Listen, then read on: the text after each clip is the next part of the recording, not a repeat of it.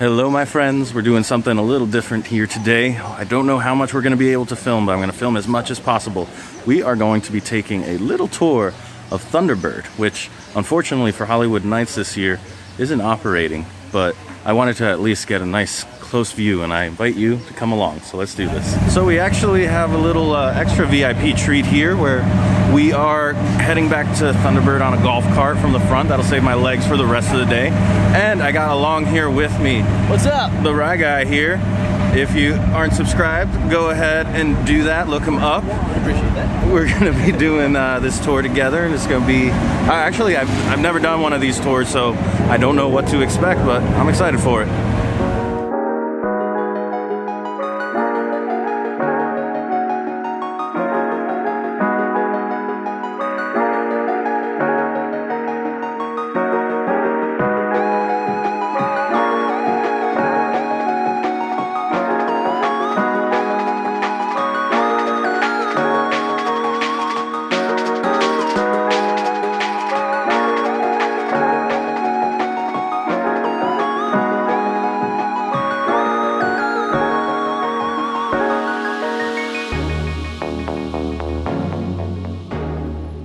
So we made it up here to Thunderbird, and unfortunately it won't be operating today, so this is the next best thing. Hopefully we get to see some cool stuff.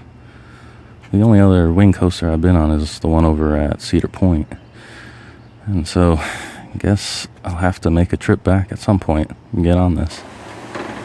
She is locked out, so double check. You guys can look around.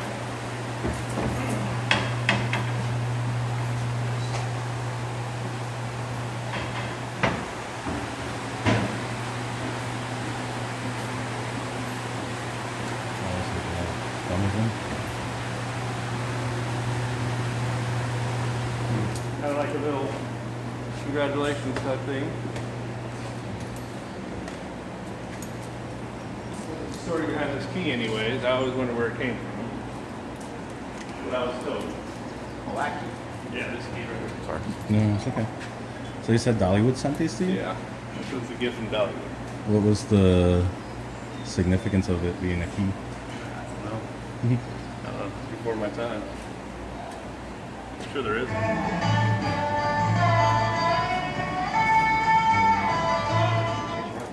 Standing here right by the launch, basically. There is the end of it. It is so crazy to be just standing here, taking photos and just checking it out and vibing here. It's really cool. And they put on the station music for us, and they did some of the lightning effects too. It's just awesome. Awesome to see all of this up close.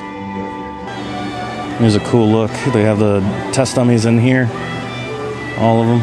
This actually could be a pretty cool shot right there for the camera. We're right up and close and personal here with the track. Gosh, this thing is so cool.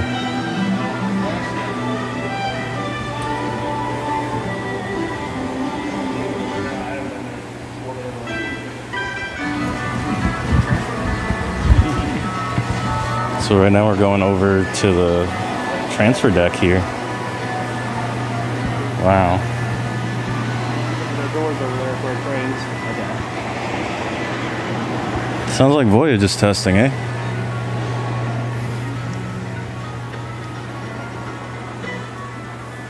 From here you can see the hydraulic cylinder that lifts the brake. For the magnetic braking. Oh, yeah. Pneumatics. No, these are air cylinder, they pinch. Okay. Yeah, the ones in the back though are magnetic. So what they do is they lift up into the braking rails, into the magnetic rails back there, and cause the polarity to slow the train down.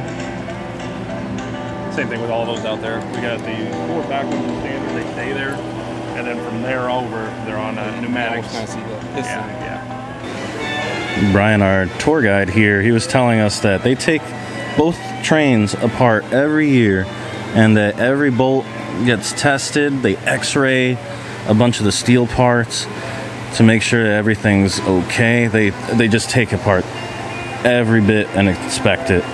That's unbelievable to me. Wow.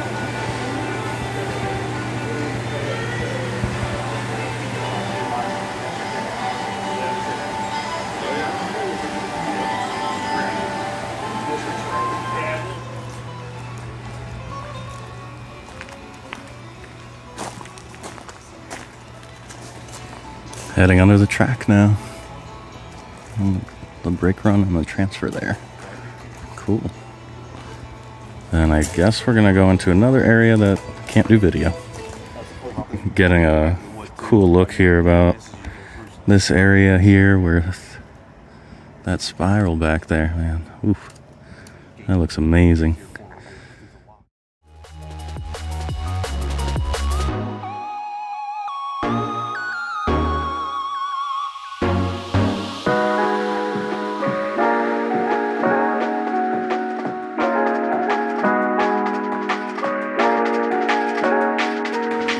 Alright, so we just got done with the Thunderbird tour.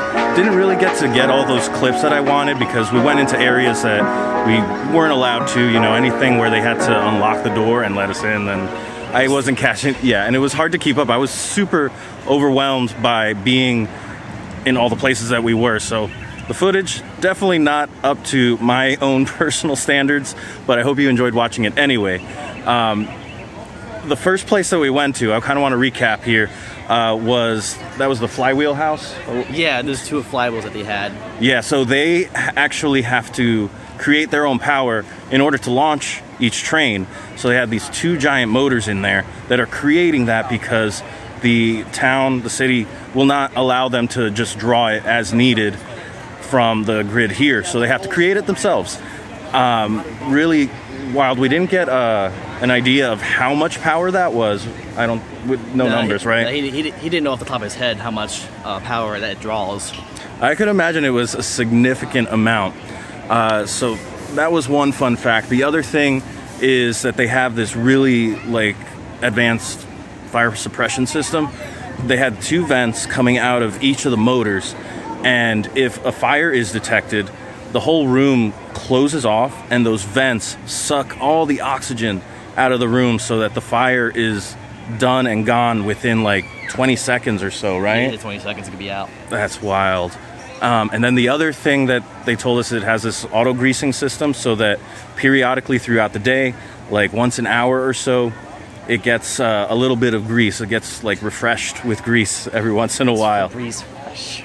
If you've seen his vlog, you'll know that I mentioned that it sounds like one of those automated aerosol sprays that you use in your bathroom. It's basically that, to keep the roller coaster or the motors, happy and fresh and nicely greased.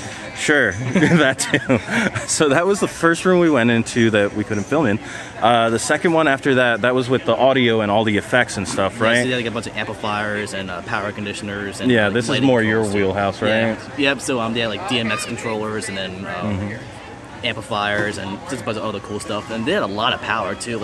I didn't think that they would need that much power for the sound system, but it was really impressive. I mean, yeah, I'm also, most of you guys know I came from being a touring musician and stuff, so I would have spent a little time checking out what kind of speakers they were using, because the guy Brian, which shout out to him, thank you for an awesome tour. He demoed it while we were underneath the station, the rumble of the thunder and all that stuff. And you could feel everything shaking. I'm wondering what kind of subs they have. They were JBLs. I saw that. Yeah? Yeah, they were JBL. But I don't know what the model was, though. Or how many watts those were. I could have gone into the nitty-gritty on those speakers for sure. But yeah, I remember they had 2 giant racks, one with all the amps, one with the power conditioners and all the patch bays and the routing and all that. And then in a room adjacent to it, there was the fog machine and these 2 giant barrels of fog juice, which he said, how long does that last? And that's a season's worth. Yeah, 2 barrels. A season's worth of fog right there. So that was really cool to see too. For me, it is a different experience because I have actually not been on this ride yet. I've done the behind-the-scenes tour first, and I chose to do this tour on Thunderbird because I knew I wasn't going to be able to ride it, and this would be my only way to really get to see and experience as much of it as I could. The last place that we went over to was the